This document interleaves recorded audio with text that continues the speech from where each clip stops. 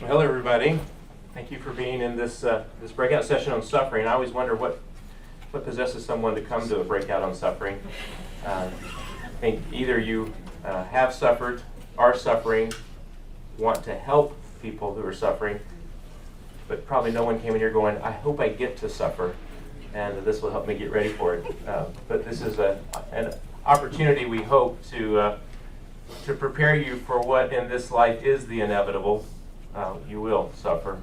You just are going to have that as part of your journey. So we're going to pray in just a minute. I want to give just another minute for people to come in and find their way. But I'm Scott Cannell. I'm the pastor of music and worship here.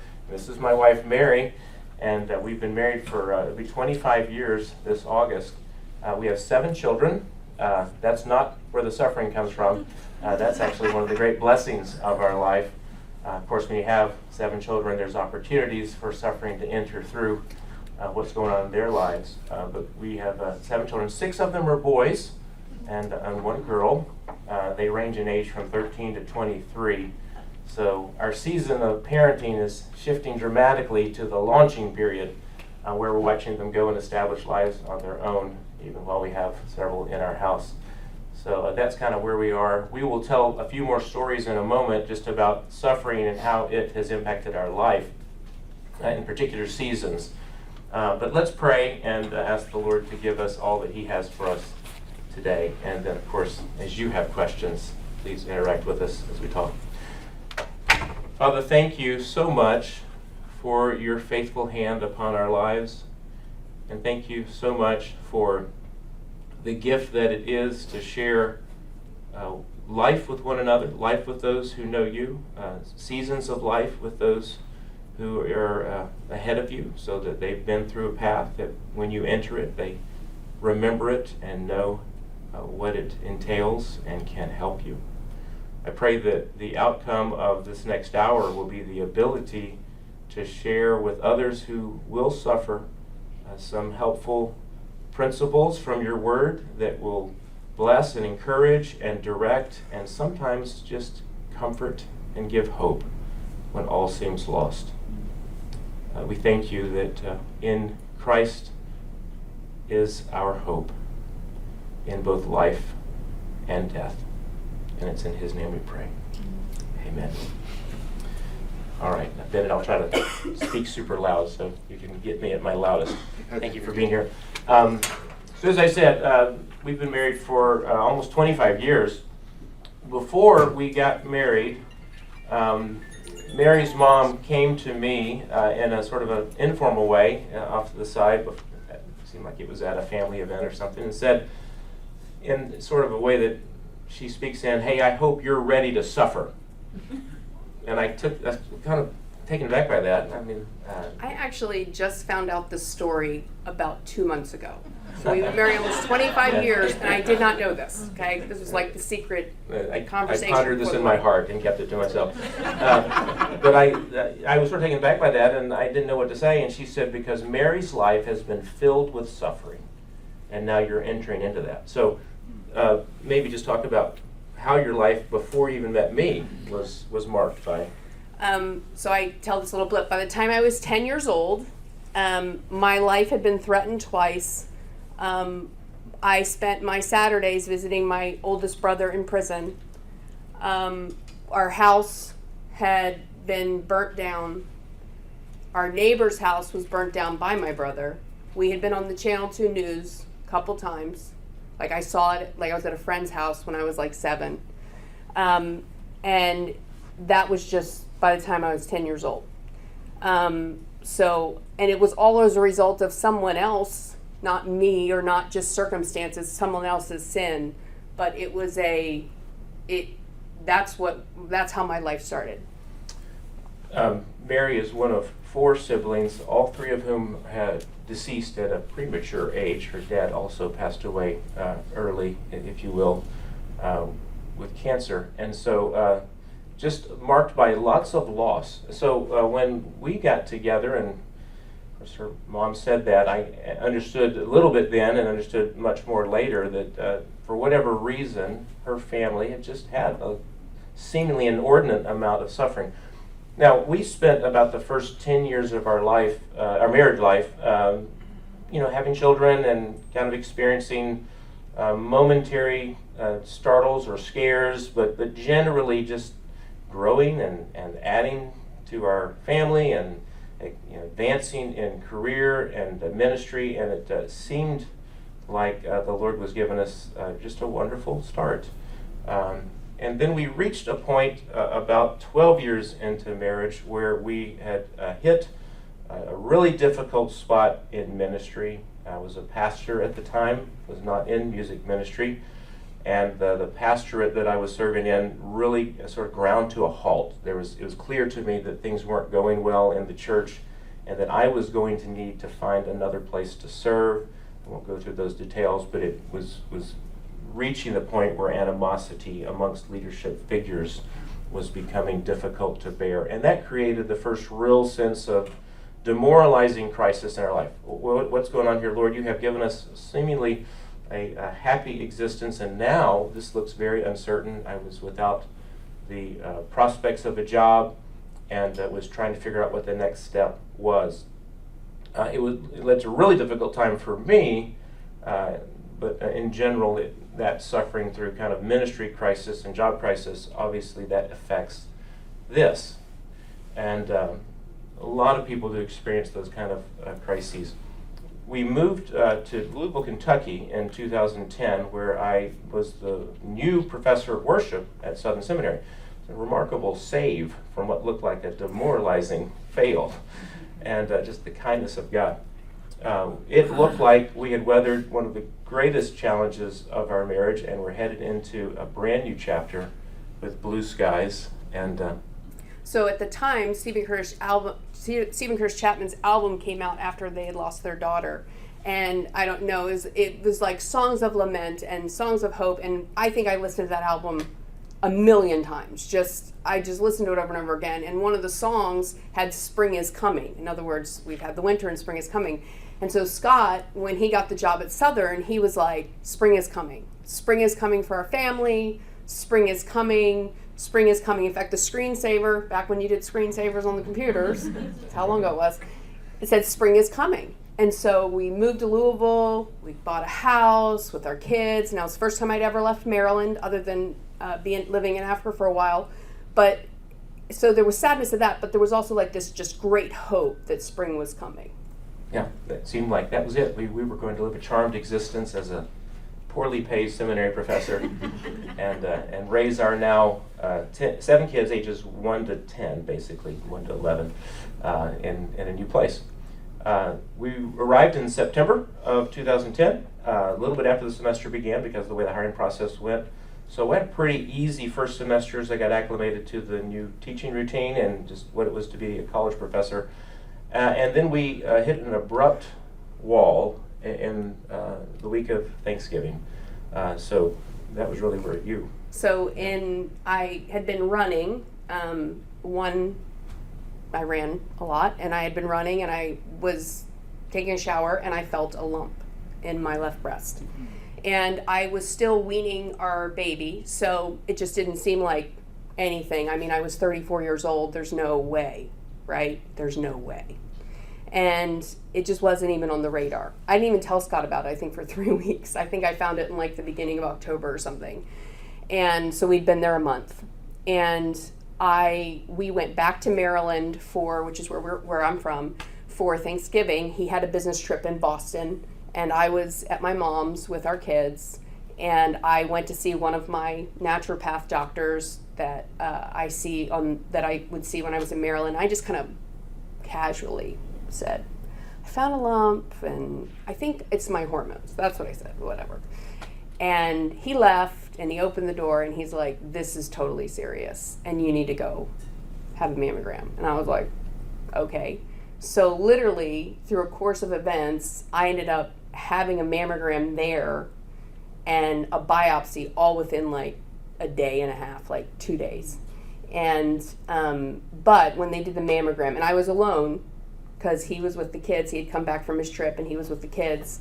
And when they did the mammogram and then the ultrasound, the doctor looked at me and he's like, okay, Mrs. Cannell, I am 99% sure this is breast cancer. And I was like,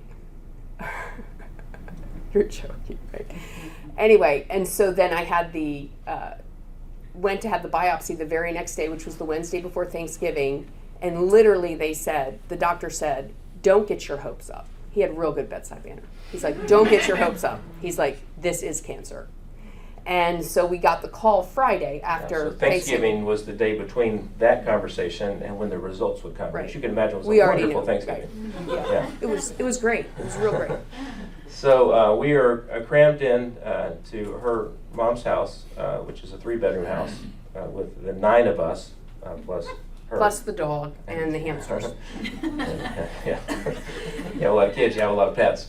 And so I just remember that day being one of just incredible, this giant cloud, this dark cloud had just come in over our life.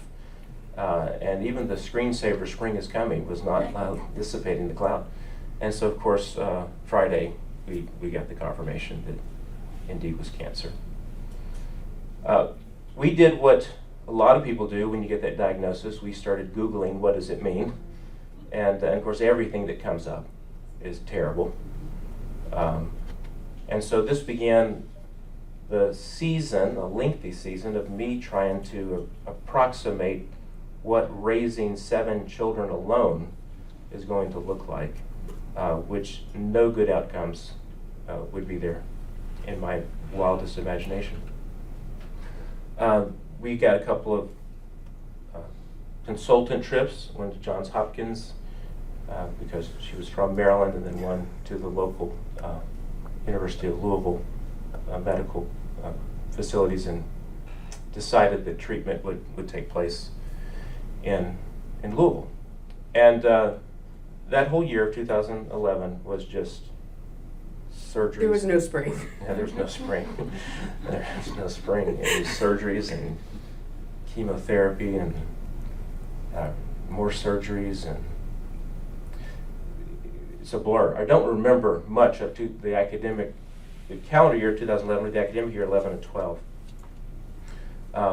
By God's grace, we stumbled through it. We won't go through the specific details of some of the things that happened, but in 2012, we thought we were clear. Yeah, spring was coming, right? Spring was coming. And I found another lump. And my doctors assured me that it was fat necrosis, or it was scar tissue, or it was whatever. I had already had, we've been very aggressive because it was a very aggressive cancer. Because what they don't tell you is when you're diagnosed under the age of 50, breast cancer, because survival is only 5 years. So when they say your survival rate is 50%, they're only giving you a 5-year, 50% chance in 5 years you'll survive. That's not very good. And so we did all the chemo, bilateral mastectomy, the entire thing, just like protocol. And I found a lump.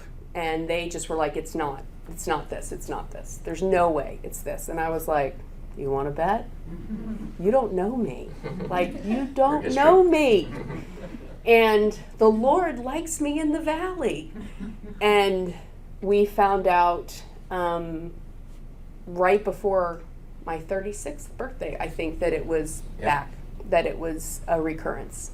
And so we started the process again of more surgeries, of chemo again, the whole thing. Yeah, and on top of that, children had some really difficult sicknesses that ended us in the PICU with 2 of them. Our oldest son ended up there with just an unexplained illness that they never really could diagnose, but eventually he recovered. And then within a month or so, our daughter, the girl, ended up there with really serious pneumonia. And this is an incredible woman, as you already know, but one of the things that I did through all the pregnancies was watch monitors and gauges. That's how I think. I'm listening to beeps and watching numbers, and when Grace was in there and those numbers were related to her ability to breathe, it just was absolutely devastating for me.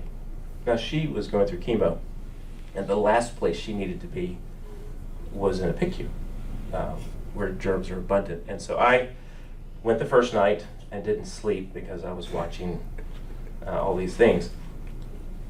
Just a little backstory, when Mary got sick the first time, she told me, please promise me 2 things that will absolutely be certain. One is I was in the PhD program to keep my job as a teacher, and she said, never miss it. Don't stop doing the PhD. Okay? Don't stop going for the PhD. And then the second, she said, don't miss a day of work. Would you please promise me those 2 things? And I said, well, how do I know that I can promise me those 2 things? If I can do chemo, you can read books and write papers. And well, I can't argue with that, absolutely. Okay, well, so the next day, so getting back to Grace in the hospital, I was supposed to go to work the next day.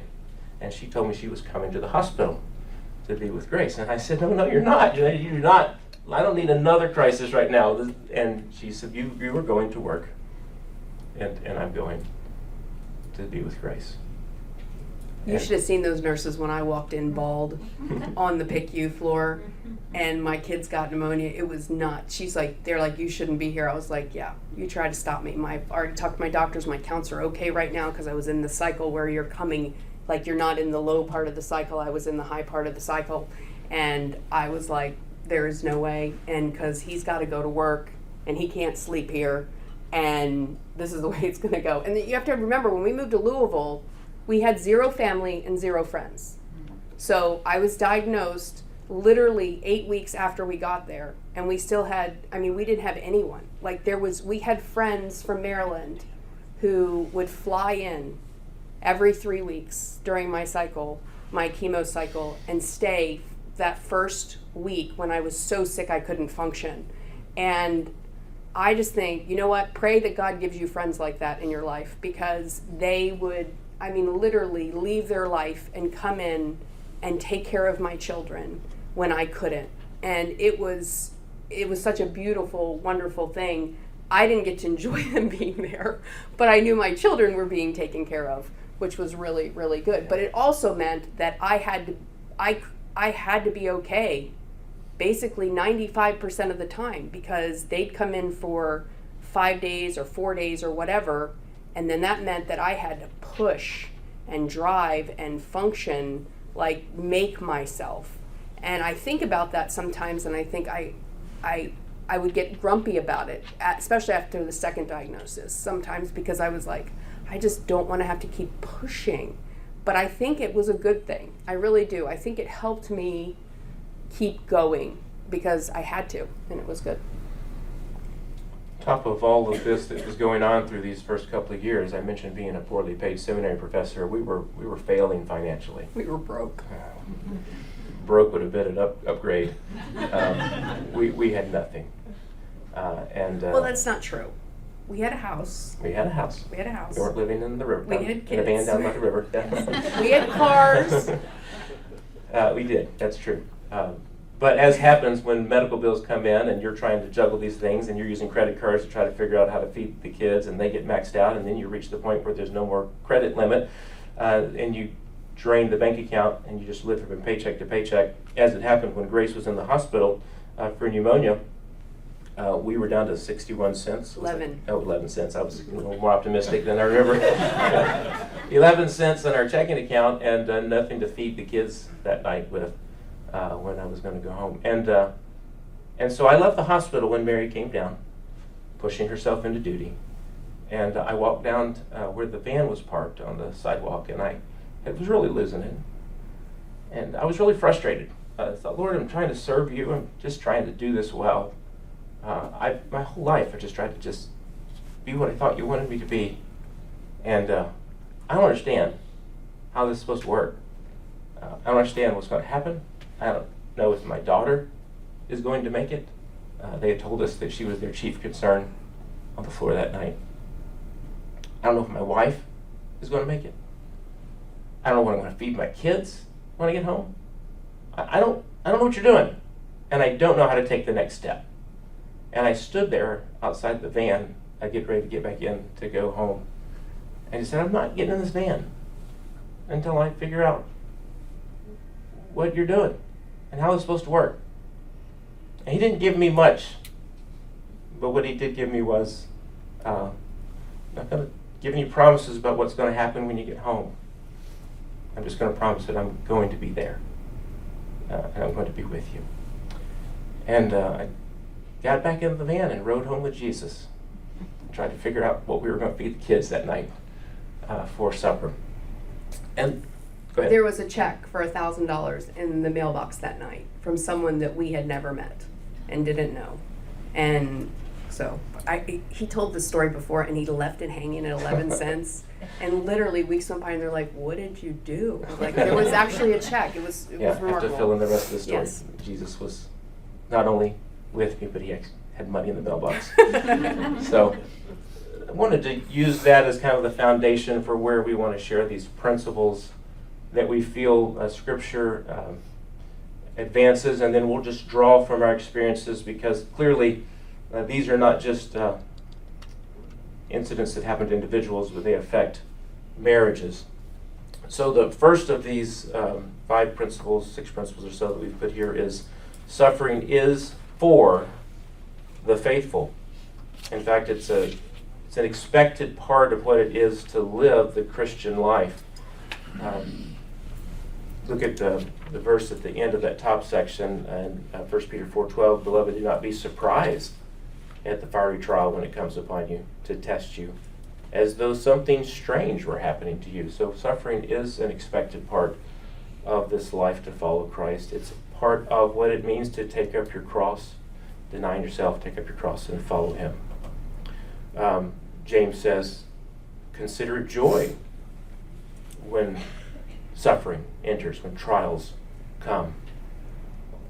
And there are 2 products of suffering that I think are really enhanced because of the suffering. One is the eternal character of Christ that's being conformed within us, and then along with that, from 2 Peter, I draw from the intensely sanctifying effect of suffering. So I said suffering intensely sanctifies because it is an intense period of time, but it also sanctifies intensely. There's enormous growth from suffering. You are not the same person coming out of suffering that you are going into it. I used to say that I must have a lot of sin, like in the sense of like, I would say to the Lord, would I not trust you? Would I not trust you if I lived my life on the mountain? I have friends who live their lives on the mountaintops. They're like, I say my best friend is like Mary Poppins.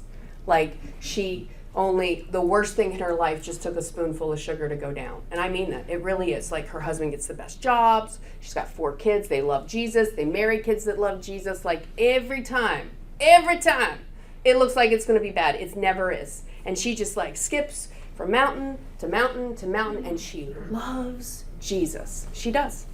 And I am like in the valley, and I just stay there. So like, I'm Job, and she gets to be Mary Poppins.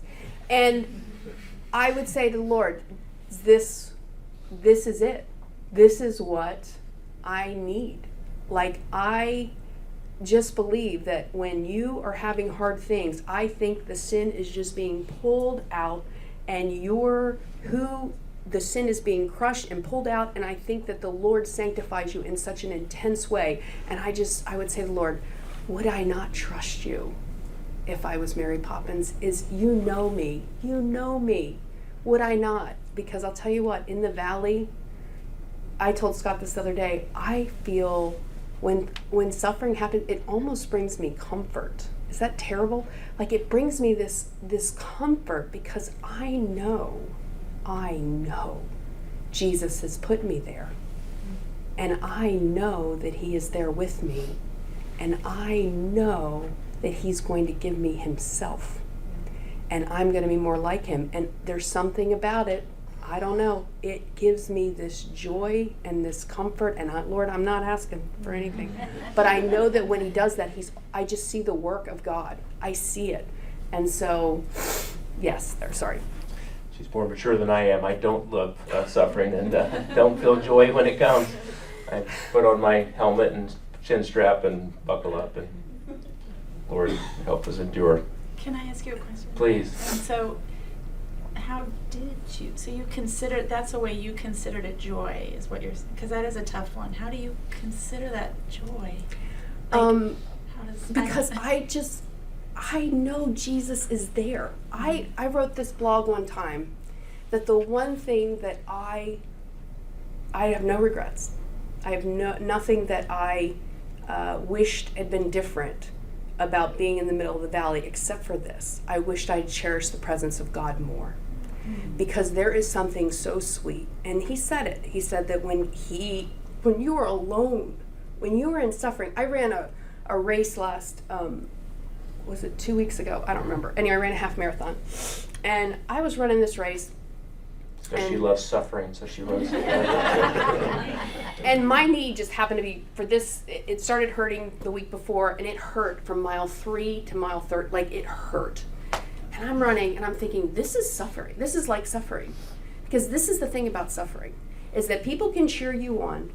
People can give you water, they can give you money, they can give you food, they can tell you can do it, they can inspire you, they can do all of that, but the only one who can run that race is you. And the only one who can really be with you in the middle of your sorrow is Jesus. People can surround you and all, but it's the sweetness and the presence of God is, to me, a joy. It really is. Now, do I think that I'm like, yes, please, Lord, let me suffer? I don't mean it that way. I don't mean that. I just mean that when it comes, I trust that the Lord has put me there. If I trust that God rules and reigns over all, when he gets the job he wants, when I have 7 healthy children, when my health is good, then I have to trust he rules and reigns over all when I'm sick, or when somebody dies, or when he loses his job. If he rules and reigns over this, then he has to rule and reign over that. And so he's good in both. And he's present in both. And we can trust him in both. So that's what I mean by the joy, is that I don't sit there and be like, this can't be God. This has to be. I know it is. I know that he has put me there. What did Spurgeon say is that had there been any other state that was better for you, the Lord himself would have put you there. And I have to trust him in both. Yeah, it really is. The man of sorrows draws you near, who's acquainted with every grief. And it is a sweet place. We love comfort. We love peace. But he loves Jesus in us more. That's right. And it is the gift. And I do pray for everybody. Like, I say that it's not a club that I want anybody to be part of. Like, I'm not sitting here thinking I think everybody should suffer to be like Jesus. I said my best friend, she loves and trusts Jesus so much. And for whatever reason, the Lord hasn't seen fit to put her in a life of the valley. And maybe that's not what he's doing in her, and that's okay. But I will say this, if you live long enough, you will suffer. You will have hard things. We do not get out of this life. John 16:33. In this world, you will have trouble. Fear not, I have overcome the world. So we won't get out of this life without suffering. It'll happen. Even if you have friends who are Mary Poppins, one day they will have something. And they're going to know who to call. Second thing is suffering affects each spouse differently. And so sometimes suffering is a sort of mutual impact. It's a trial for the marriage. But a lot of times the trial is one or the other. Me losing a job, her going through cancer. And so there's the impact of the suffering, but then there's the effect of the suffering in the marriage. And so I wanted to talk a little bit about how that takes place. And then also just then there's this institution or this covenant of the marriage itself that is impacted by the suffering. So there's the personal impacts that are different, and then there's the marriage relationship that is being impacted. So when I was on the couch looking for jobs in the... There's nothing worse than a man without a job. Let me just say that. It's a pathetic It's sight. hard to look at, y'all. Hard to look at. Some of you may know. Some of you wives may know. Hitting refresh on the job websites. Okay, I know I checked 30 minutes ago, but surely somebody posted something. Trying to go to another website, trying to find new websites, just trying to find anybody that might be looking for anything that I might be able to do. This is before Southern? Yes, this is before Southern. Yeah, so there's this place that I'm just feeling helpless as a man. My great delight is to provide for my family. And I have this clock ticking where the money runs out, the mortgage is still due, and the kids still intend to eat, and they would like to. And so that pressure just mounts almost by the moment, because I know how long it takes for a job to come to fruition, at least in my world, and I'm watching that drift away. And so that's where I am, and the temptation is to really sort of cocoon up in that. And then she's on the outside sort of looking in, but she's also feeling this because the wife's orientation to her husband is such that she carries the burden with him, but it's in a different way. So you said how pathetic it looked. I don't know if you had any thoughts about how that felt. Well, you don't know what to do, and I think that is so. I think that when you're in a marriage, that sometimes if one spouse is suffering something, you both do suffer together, but like one is like you're kind of not always even. Does that make sense? So like when he's down, like I'm trying to encourage him. I'm thinking of other job opportunities. She's thought of some very creative ones. Yes, like corrections officer. Can you see that? I'd be a better corrections officer than he would.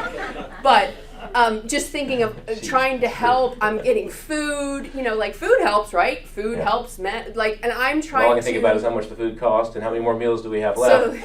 So being an encouragement to your spouse when they're suffering, because honestly, I could just sit down with him on the couch and look as pathetic as he did, but that's not serving him or serving anyone else. I'm like, okay, he's struggling right now to trust in Jesus. So guess what? I gotta remind him, because we're married and we're one, and we got into this to serve Jesus.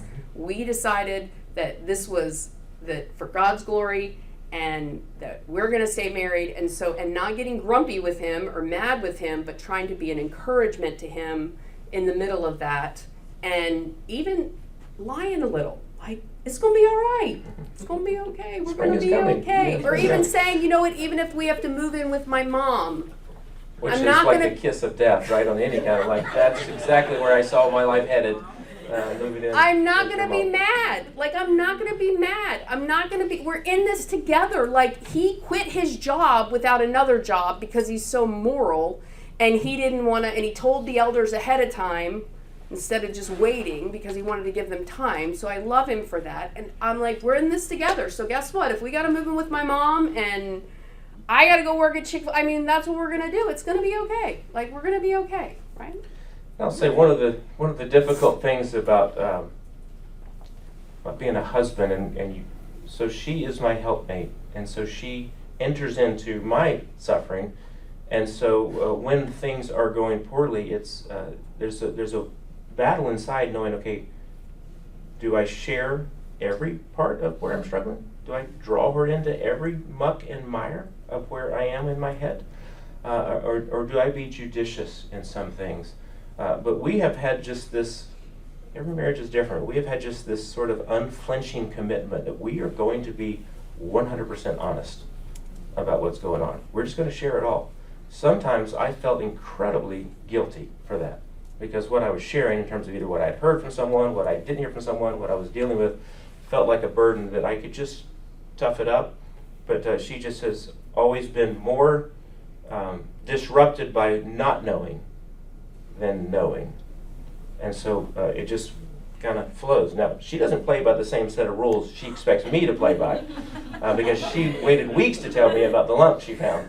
Even in that issue with the job, one of the things that led to the end of that job was my fellow elders circulating a list of complaints about me on email, collecting them, printing them out, and then putting them in an envelope with her name and address on it and mailing it to her so that she could know all of their complaints about my leadership weaknesses.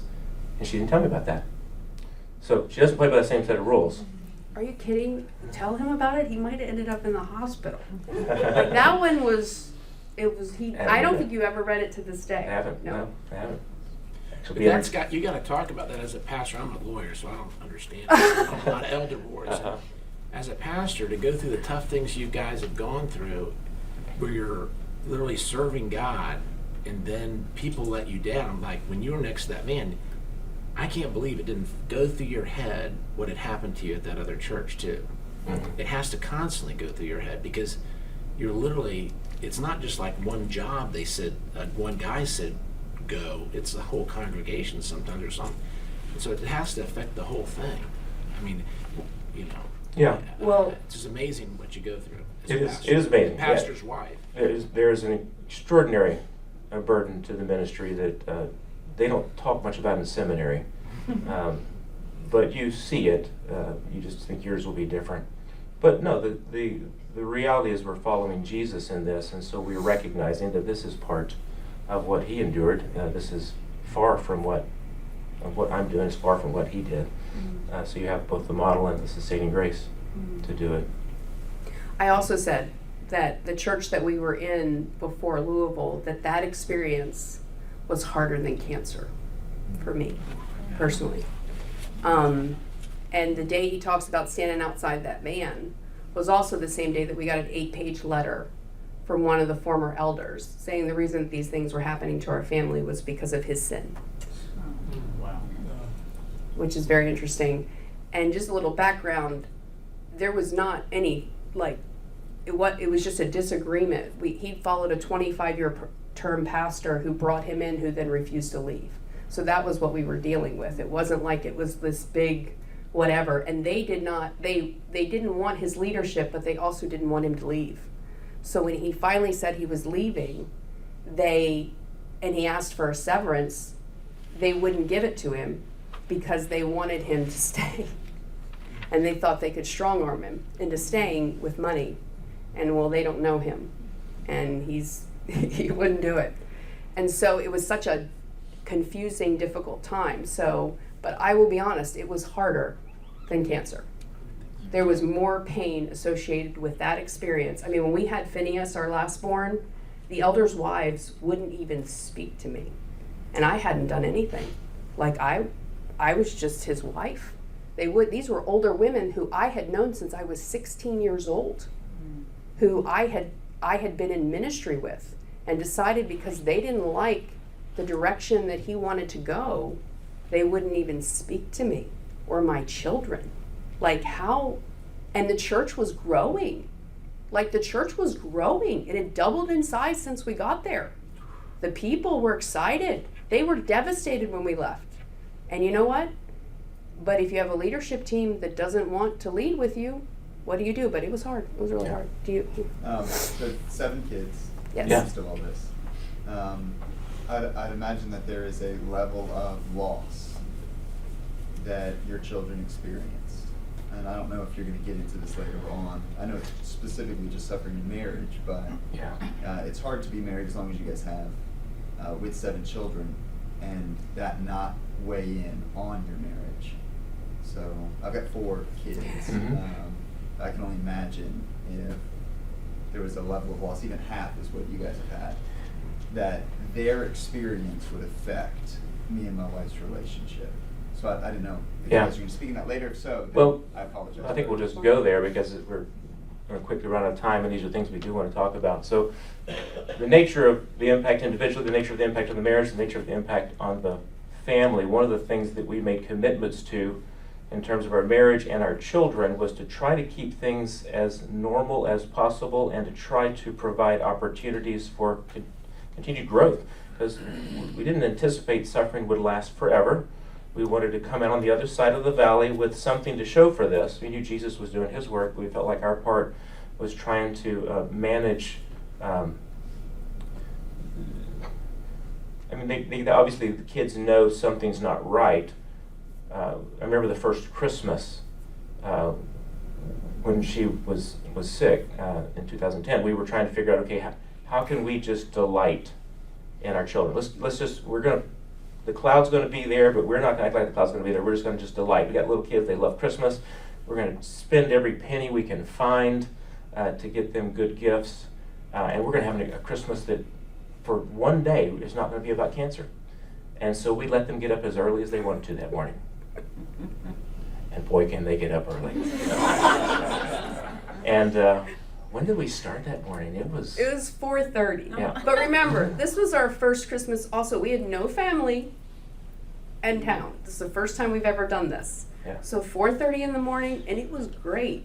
But by 10 o'clock in the morning, it felt like 4 in the afternoon. Like it was, and we were like, because we were sad too. I mean, it wasn't just that, Yeah. you know, we were tired. We were also sad. So we had all kinds of fun and festivities and celebrated, and the presents and the enthusiasm, and honestly, there's medicine in that. To hear your kids' delight, to hear some normal sounds, to hear them, see them be happy and cheerful in the midst of whatever's going on, can kind of remove, at least for a moment, the sting of what's going on. But yeah, we got to 4 in the afternoon, and we're staring at each other on the couch going, good night, when is this day going to be over?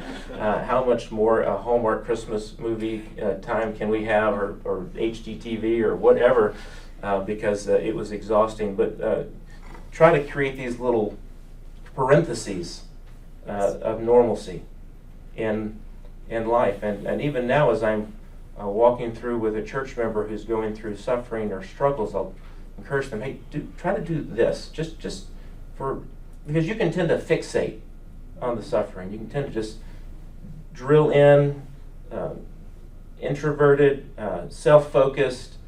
This is all there is in the world is suffering, and if you do that, then you have lost sight of the eternal picture and what God is doing. So the next 2 sections are going to address some of those things.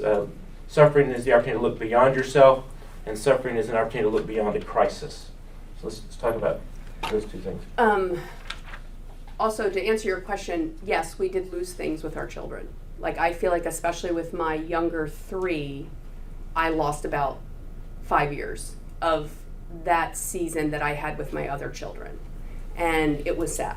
Like, it was sad for a long time. Like, I would think about that because I was sick. And in fact, the second time when I was diagnosed, I said I wasn't going to do chemo again. I was done. I didn't want to do it. I had people sending me letters. Yes, you are. You're going to. And he would say, you have to. I'm not doing it because I'd been sick. And I was like, I don't. If I'm dying, because the second time I was diagnosed, they gave me a 20% chance of survival. And I'm like, if I'm dying, I'm not going out like this. Like, I just don't want my children to live, like, is this what they're going to remember? And we were having family devotions one night, and people were praying, and people were begging, and I was like, I'm not doing it. And Scott said something, and one of our children said something, and everybody laughed. And I had 2 children sitting next to me on the couch, and we all burst out laughing. And I just heard, what you believe about God, that's between you and God, but I just heard a sick mom is better than no mom. And it flipped the switch for me. And I was like, okay. And that's the truth, is that it's okay that I'm sick, and it's okay that there's loss, and there's okay that we're going to miss out on things, because guess what? That's all a part of God's sovereign plan too. And it all builds something into our children. And I look at my children now, and you know what? They have compassion for people that are going through hard things. They have understanding. They have toughness and a understanding of suffering that I think some people live their whole lives and don't have. Like, they really do. And you know what? I wouldn't trade it. I wouldn't. But yes, there is loss, but something else is gained in that loss as well. So. Yeah, there, absolutely. We, one of the things when we came to Louisville, we were homeschooling, which is its own feat to homeschool that many kids with small children. But when she got sick, it became clear that that isn't going to be able to continue, and I've got to not miss a day of work. Remember, that was my commitment. And so I was driving home from the seminary one day, and I had been driving by this Christian school, and I kept looking at it thinking, looks like a safe place. I just pulled in the parking lot, and I went into the office, asked to speak to the principal. Who are you? You don't know me. I just have a request, and I live right around the corner. My house is not even 2 miles from here. Could I speak to the principal? And sure. So I said, you don't know me, but we just moved here, and we got 7 kids. My wife just got diagnosed with cancer. And we're broke. And we broke. I know this is a private Christian school. I used to be a private Christian school principal. I know how this works. I can't pay you anything, but we need a place. Is there any chance that you guys could take our kids in? And on the spot, He said yes. He said, yeah, we'll take him in. And so our school-age children were enrolled in a Christian school. So that wasn't ideal. It wasn't the best opportunity for our kids. It actually intensified some of the sense of loss. But it also gave them something that we couldn't provide. Sure. So we had to figure out ways, creative ways to continue our role, which goes back to that looking beyond, what do we want to happen beyond this? When we come out of this, where will we be? How will everyone have what they need? How will kids be educated? How will marriage be intact? There were many days when she was in bed with chemo. Let me say this, and relatively, there were very few days that she was actually in bed because she kept forcing herself out of it. But there are some days when it would overwhelm her. And I would stand and watch her and in bed and moaning and the sickness and the pain, and realize that she was somewhere I wasn't. That there was a place that the Lord had kind of brought her into this place, but that I could be there, and I could be a constant presence, and I could take care of our kids, and I could make sure that as much as I could, that things were going well until she came out of that foggy place. And you mentioned the other day just about how you were seen through that fog even. So we told our kids the truth. Well, he did, because he's the truthful guy, like whatever. So he basically told our kids that night, the day after Thanksgiving, that I had cancer. And when they said, is she going to die? He said she might. Let's pray. Let's just not. So, in fact, my one son, he was 10 at the time, and he told me when he was about 13, he said, when Dad told us that, he said, it was the worst news I'd ever heard in my life, and I wanted to throw myself on the floor and cry. It's like, gosh, this kid. So he told them the truth, but we also shielded them from things. So like when I was really, like I never let my kids see me sick. They never saw me. They did not see me in bed. They did not see me throwing up. They did not see me. In fact, one time I was sitting on the couch, our daughter Grace, who is firecracker to this day, but my hat, I wore a hat. I did not wear wigs because my kids did not like them. So you have to take some cues here, right? They said didn't look like you, so I would wear wraps or whatever, and so I had a hat on, and it slipped up. And Grace was 3 or 4, and she looked at me and she goes, Mama, I don't want to look at your bald head. Pull your hat down. And so, but it's that, so they did not see me in those situations. And we have stories of like when my counts were really low, and our son Jonathan, he was 5 at the time, he had gotten sick, and he said to me, Mommy, can I sit next to you if I don't touch you? And I'm like, I mean, we had hand sanitizer machines on the, just all the things. But the thing is this, is that when you are going through something, when Scott said that it's true, you need to look at where you want to be. Because if it becomes all about this, you don't build for the future of your marriage. So you have to, like even when you talk to your friends, if all I'm going to talk to you about is my cancer, and I mean, this went on for 5 years. I mean, can you imagine having a relationship and basically all we talk about and all we live about and all we think about is this suffering or this hard thing we're going through? You're not building anything at that point. You're just sitting. You're just sitting in the pit together, like, right? And not that you're not trusting God, but you have to think about the future. So we when he got home from work, it's how was the day? What's going on? What happened? Who did you talk to? What did you, like it was the vision that we are going to be married after this. And I want it to be good. Yeah. I want it to be as good as it was before. I want it to be better, actually. But I want to keep building what we have. I want to keep building our marriage. So, like, date nights. Like, I was sick. When I say I was sick, that even when I was feeling good, nothing was good. But we could go to a movie, and I could sit in the movie. I couldn't eat any popcorn, but I could sit in the movie, and we would go. And we would sit in the movie, or we would go to dinner, and I would take one bite, and, like, just making ourselves do normal things, even with our kids. I mean, I remember one time I was really in a bad place. I just had a treatment, and I was in a bad mood. I didn't feel good. I was miserable. I was in sweatpants, big sweatpants, Ugg boots, a hat. I mean, I looked like, and I'd been that way for 3 days. No joke. I don't think I'd showered. He's like, there's a home show downtown, and I think we should go. And I was like, I'm not going. And he's like, I think it would be good. I think you need to do this. I was like, look at me. And he's like, nobody cares. And I was like, I don't want to go. I don't want to go. What is that going to do? How good is that going to be? Well, that man made me go. And I'm sludging around this thing looking like I'm homeless. And it was good. It was good because it's something we used to do together.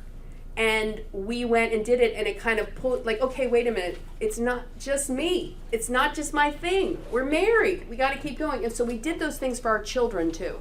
Like, so when things were, we still went to the mall. We still did the things that if it was all about this, you lose relationship. I think you do, and you don't build, and you don't continue on, and your friendships and all of that. I think it really does move you forward. Just looking for things that point to a future. Yes. What are we going to do to the house? What do we want to fix? Where do we want to live? Where do we want our kids to be? Just forward-looking from the sense of the life that we're living, and really, and this is down there on letter F, suffering and protecting and building your marriage. She is exemplary. Mary is exemplary in the things that she did. When she says she forces herself into duty, she wasn't just like, I've got to get up and make food, or I've got to get up and clean the house. It was, I've got to be a wife and a mother. And that sense of devotion was extraordinary, to be able to say, well, this is what needs to happen for our marriage to flourish. This is what needs to happen for our kids to flourish. This is what needs to happen for this to be something later. And I have told men many times, and I'll say it again here, every husband should have to seriously consider what life would be like without his wife from the standpoint of loss, because it gives you a deep and abiding sense of gratitude for everything that she is. And there are still, if I wake up, I generally do wake up before she does, but if I wake up before she does and I look over at her, this happened just this week, and see her sleeping there, I thank the Lord she's here. She is here in my bed, and this is the greatest woman I've ever known, and I love her more than anything else, and she's here. I can reach out and touch her. I can talk to her. She can listen to me. I can listen to her, and it is a gift. And it causes you to cherish things that would have been taken for granted. And I'm sure were taken for granted before seasons of suffering. So that's an indescribable gift of suffering in marriage, that I have a devotion to her that has intensified because of it, and a delight in her that is greater than ever before. So when we recite those vows, for better, for worse, for richer, for poorer, sickness and in health, until death, we don't think seriously about those when we exchange those. Certainly don't think seriously about those when that honeymoon phase is going on. But when those things do come in, sickness and health, the sickness rather, the worse, the poorer, you have to make a determination what the value system is going to be here. And if the value system was equated to health and better and richer, then you are in trouble. And you've got to reorient. What are the eternal things that God is doing? And that's where some of these aspects of gratefulness I put there, two are better than one, from Ecclesiastes. Stronger, bearing with the weaknesses of the weaker, from Romans 15. Keeping habits and patterns. It gets disrupted, absolutely. But there were values you set up before suffering came in that you maintain. This is the way we said we were going to live our life. This is the way we said we were going to live in marriage. This is the way we said we're going to parent. We don't get a pass in suffering that says you're no longer required to do that. Ephesians 5 doesn't cease to apply. In fact, if anything, it intensifies in its clarity when it comes to how... I think that's true. You don't get a pass. You don't get to say, well, I'm having a hard time, so I can just cast these things aside. And I think that there's a tendency to want to do that. I think there's a tendency to put it on pause and I think that's not just with suffering. I think that's with other things. When hard things come, or when things, you don't get a pass. You don't get to stop. You don't get to slow down. You don't get to just say, well, those things don't matter anymore. We made a commitment. We decided how we wanted to raise our family, how we wanted to be married, and it didn't look the same in some ways during suffering but we still fought for that, and we fought hard for it. And the one thing I will say is, though, when you're in the middle of something, look outside yourself. And that's really hard to do because you feel like you just have to get to the next day. And I remember when I went through cancer the first time, I did all the things, but the one thing I didn't see is how he was suffering. Does that make sense? Like couldn't see it. And right after I was diagnosed the second time, I remember looking across the room at him. It was just this, and I saw his face. And I understood, that his sorrow was deep. But I'd never seen it before. And maybe because he didn't show me. I mean, I knew he was sad. I knew it was hard, but there was just this look. And it was almost like the whole time before, it kind of brought it all into perspective. And it changed me in such an interesting way. I was still doing all the things, but it gave me such an affection and compassion. And I realized that he is suffering too. That it's not me. It's not just about me. And that he feels this great sorrow and burden. And it was really life-giving for me personally. And I also think that things about your marriage, like intimacy and other things, don't put them aside. Fight.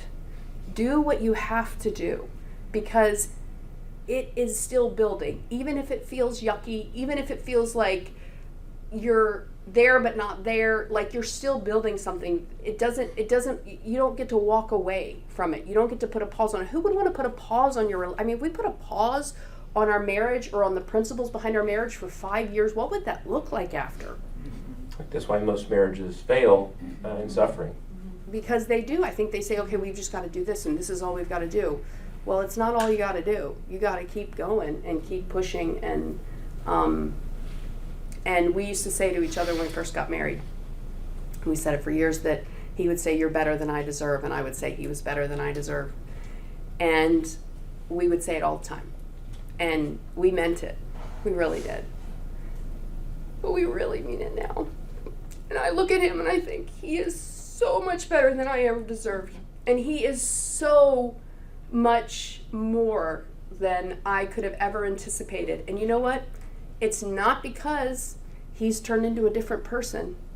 It's because the Lord has grown us and he's grown my heart, and I see him different. I see him better than I saw him the day we got married. And it's a sweet thing. Yeah, it really is sweet. We think about Hebrews 12 and that Jesus, for the joy that was set before him, endured the cross. Mm-hmm. And in that we see this model and goal for suffering. We look at what's to come and endure the suffering now. Now there's clearly an eternal aspect to that. That's what that verse speaks to most poignantly. But even in the temporal, we are looking at what the goal was, to have a God-glorifying marriage, to have children that love Jesus, and to still use all the principles, the Deuteronomy 6 aspect of, we're going to show you where God's at work, and show you how his word applies here. Even when I tell my kids that, mom might die, I'm trying to teach them that this is what we do in response to that. This is how we pray that she will live. This is how we have faith to trust that what he's doing is good. This is how we walk along the way here in this place that God has put us. So helping people see that this isn't it. That's it out there. And how do we aim for that out there and work towards it? And then just the last thing here, and this is probably the greatest gift. It is the greatest gift of suffering, which is why one can actually anticipate suffering with a certain amount of enthusiasm. Suffering is just this sweet gift of God himself in a way that we don't seem to be able to enjoy it apart from it. To view it as a divine appointment from a good and caring God to draw near to himself and give us the gift of himself. Mary has told many people she would not wish cancer on anyone, but she would wish that people would know the intimacy with Jesus and the power of the gospel that she learned through cancer. And that would be true from my perspective as well. There's a sweetness of the presence of God that is unparalleled. We have just a couple minutes left. Are there any other questions that you would like to ask?